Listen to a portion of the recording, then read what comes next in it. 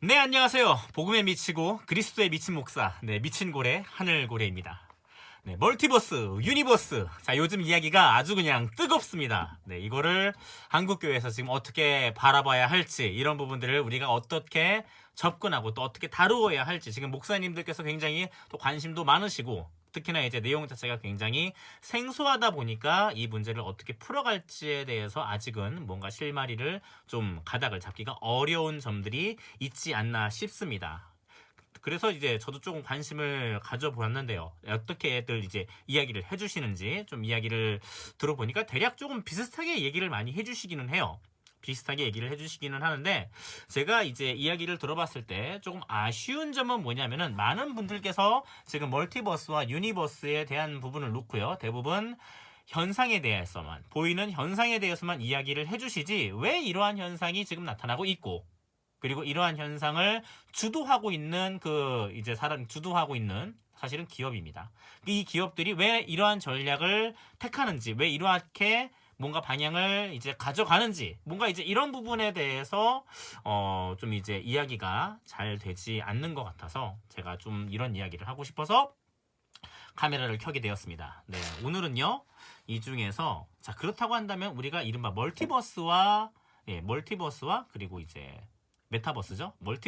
메타버스가 이 메타버스 시대에서 정말로 우리의 적은 무엇인지, 우리가 싸워야 할, 우리가 씨름해야 될 그 대상이 무엇인지 제가 좀 먼저 좀 이야기를 해보고 싶어요. 네, 그 이야기부터요. 네.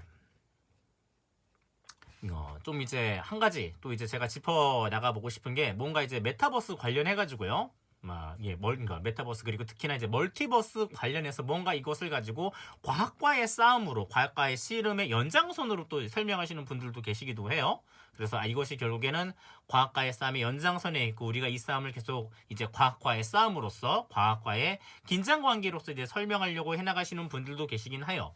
그런데 이제 결론부터 말씀드리면은, 이제 다중 우주죠. 이른바 멀티버스에 대한 이야기가 지금 오늘날에 이제 DC와 마블이 이제 그 이야기를 가지고서는 이제 등장하고 있는데, 사실 이 마블과 DC가 이야기하고 있는 멀티버스라는 것은 정확하게 말해서 과학은 아니에요.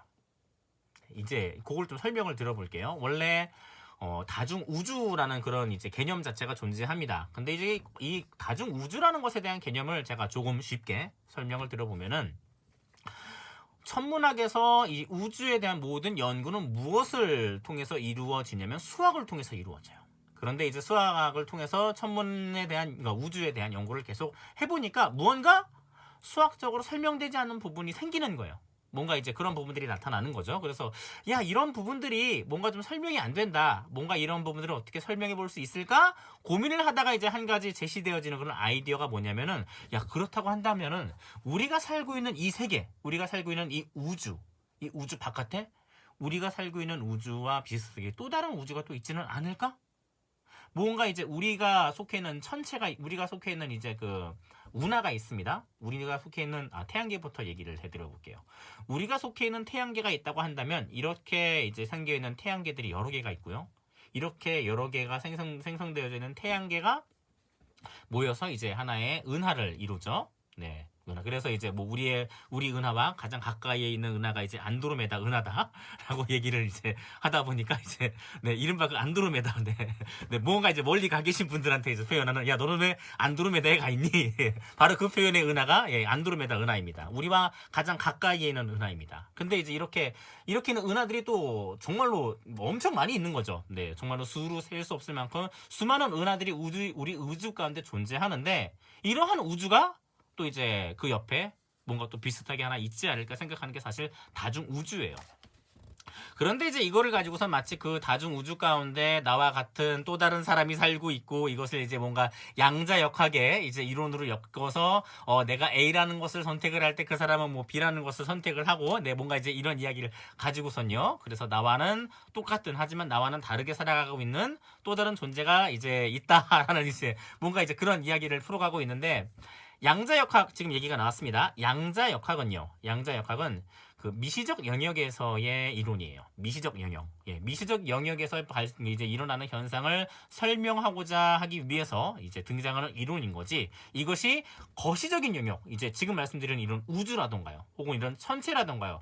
물론 이제 같은 물리학의 영역 안에 있다 보니까 함께 이야기할 수 있는 그런 부분들은 있기는 하지만 지금과 같은 양자역학에 대한 부분들, 그리고 뭐 내가 A가 있으면 B가 있고, 사실은 이러한 이론을 설명하기 위해서 등장하는 이론은 조금 전 거리가 있습니다. 사실은 거리가 있기 때문에 이것은 마블과 DC가요 편의상 만들어내가는 이야기들이에요. 네, 편의상 만드는 이야기입니다. 그리고 이 안에서 등장하는 신들, 이제 그 신관념 놓고서는 이 이야기들이 이제 전해주는 그런 신에 대한 개념들이 오늘날 이제 우리 어린 아이들한테, 청소년들한테 굉장히 파괴적일 것이다. 신앙적인 부분에 있어서 이제 그런 부분에 대해서 우려를 하시면서 그 신관념 자체와 뭔가 이제 싸우고자 하는 그런 이야기들이 있습니다. 그런데 이제 문제가 또 뭐냐면, 이것은 말씀드린 것처럼 편의상 만들어낸 거다 보니까 언제든지 편의상 바꿀 수 있습니다. 그 신에 대한 모습 자체가요, 바뀔 수 있어요. 그러면은 계속 바뀌는 모습과 싸울 수밖에 없어요. 만약에 바뀌는 신이 된다고 한다면요. 그렇다고 한다면 이러한 현상만을 볼 게 아니라 이 현상이 왜 생기는지에 대한 전 본질이라고 한번 표현해 보겠습니다.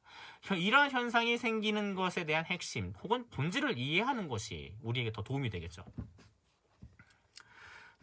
자, 그러면은요, 왜 이러한 현상들이 생겨나느냐, 왜 오늘날의 마블과 DC가 멀티 유니버스라는 세계를 열고, 또 이와 비슷하게 이른바 메타버스라는 세계가 오늘날 가운데 왜 열리고 있느냐, 왜 이렇게 이른바 산업이 흘러가고 있는지에 대한 얘기를 하려면은 무엇에 대한 얘기부터 먼저 사실 얘기를 꺼내야 되냐면, 개인화 서비스 혹은 추천 서비스에 대한 이야기부터 조금 꺼내 드려야 돼요. 물론 이제 이런 부분들도 이제 AI, 이른바 이제 인공지능과 같이 연결이 되는 부분들이 있기는 한데요. 뭐 인공지능, 빅데이터 사실 다 연결되는 부분들이 있기는 합니다만, 저는 일단 이 자리에서는 제가 개인화라는 표현만 좀 사용해 보겠습니다.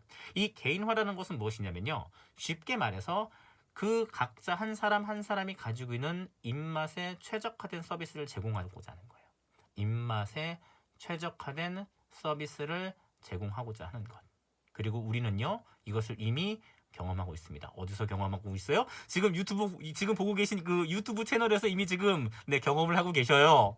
유튜브 채널 열어보시면은 지금 본인이 쭉 이제 보아왔던 이제 그 유형의 영상들만 뜹니다.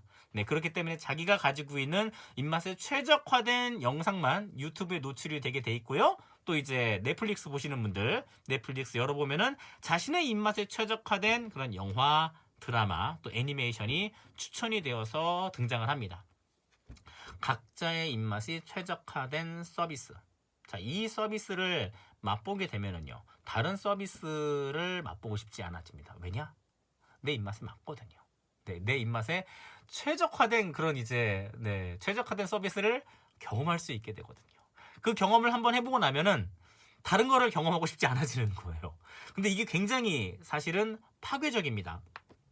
특히나 우리 이제 그 오늘날에 우리들에게 굉장히 파괴적으로, 제가 잠시 배터리 좀 연결 좀 하겠습니다.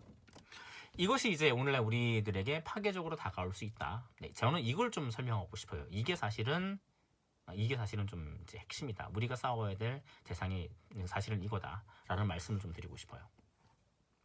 자, 그러면 이것이 이제 앞으로 어떻게 전개가 될 거냐면요, 이제 챗 GPT에 대한 얘기가 나오긴 했는데, 이제 그 챗 GPT 다음 버전이 또 존재합니다. 다음 버전은 이제 지금은 텍스트만 생산을 하는데, 다음 버전에서는 무엇을 생산하냐면, 다음 버전에서는 영상을 생성을 해요. 그럼 이제 어떤 일이 벌어지냐면, 각자 개인화에 맞춰진, 각자에게 맞춰진 이제 각자만의 영화가 등장을 하는 거예요. 내가 보고 싶은 인물들이 등장하고요. 내가 이제 그 경험하고 내가 이제 좋아하는 장르가 펼쳐지고요. 그럼 이제 뭐 각자만의 세팅이 가능해지는 거죠. 나는 뭐 이 이야기에다가 뭐 어떤 캐릭터를 놓고 어떤 배경 속에서 펼쳐지는 이야기를 듣고 싶어. 그럼 인공지능이 그걸 만들어주는 거야. 만들어져가지고 그 사람한테 그 사람만이 경험하고 싶은 그 서비스를 경험해주는 거죠. 야, 그러한 영화 자체를 한 편을 보고 나면은 자신의 입맛에 최적화된 그런 영화를 경험하고 나면은 다른 이제 입맛 최적화되지 않은 그런 서비스들, 컨텐츠들은 본인의 입맛에서 사실 제외되는 거죠. 네, 그렇기 때문에 이제 그러한 이제 최적화가 이제 무서워지는 것이고, 이 이면에 사실 등장하는 게 무엇이냐면 사실은 사람의 욕망인 거죠. 사람의 욕구. 네, 욕구라고 하겠습니다. 사람의 욕구. 보다 더 내 입맛에 최적화된 것을 보고, 듣고, 느끼고 싶어하는 욕구. 내 입맛에 최적화되어 있지 않으면은 이제는 사람들은 그 서비스를 이용하려고 하지 않을 테고요. 그 서비스 자체를 불편해할 테고요. 이것이 오늘날 우리에게 앞으로는 교육에게도 해당이 될 거라는 거. 자, 그러면은 어떠한 끔찍한 일이 벌어질 수 있냐면요. 설교에 대해서도요. 내가 듣고 싶은 설교만 듣게 됩니다. 내가 이제 듣고 싶은 메시지만 듣게 돼요. 그것을 무엇이 할 수 있냐면요. 챗 GPT가 실제로 할 수 있습니다. 어쩌면은 누군가가 이 챗 GPT로 설교문 작성하는 방법을 깨우쳐서요. 이 챗 GPT 가지고서는 설교문을 작성을 한 뒤에 이 설교문을 이제 AI한테 읽도록 해서, 여기서 말하는 AI는 텍스트 투 스피치가 되겠죠. 이제 이거를 뭐 텍스트 투 스피치라 해서 TTS라고도 하는데요. 이 TTS 가지고서는 텍스트를 읽도록 해서요. 그 설교문 콘텐츠를 무한정으로 뽑아내는 그러한 사람이 등장할지도 모르겠어요. 그리고 이제 그러한 서비스 안에서는요, 이제 각자의 그런 대상에게 최적화되어진 입맛의 설교문을 제공을 하는 거죠. 근데 이게 이제 오히려 우리한테 적이 될 수 있습니다. 우리 이제 그리스도인들한테는요. 정말로 이 메시지 자체가 그 사람의 영혼에 도움이 되는지 아니면 도움이 안 되는지 여부 상관없이 내 입맛에 맞아요. 나는 그냥 이 설교 들을래요. 정말 이룰 수가 있는 거예요. 이게 무서운 거예요, 이게.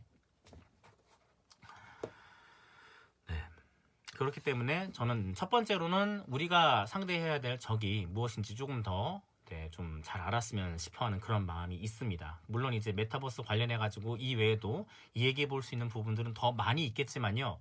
제가 관련해가지고 제가 이제 설명드릴 수 있는 부분들을 최대한 제가 설명을 드려보겠습니다.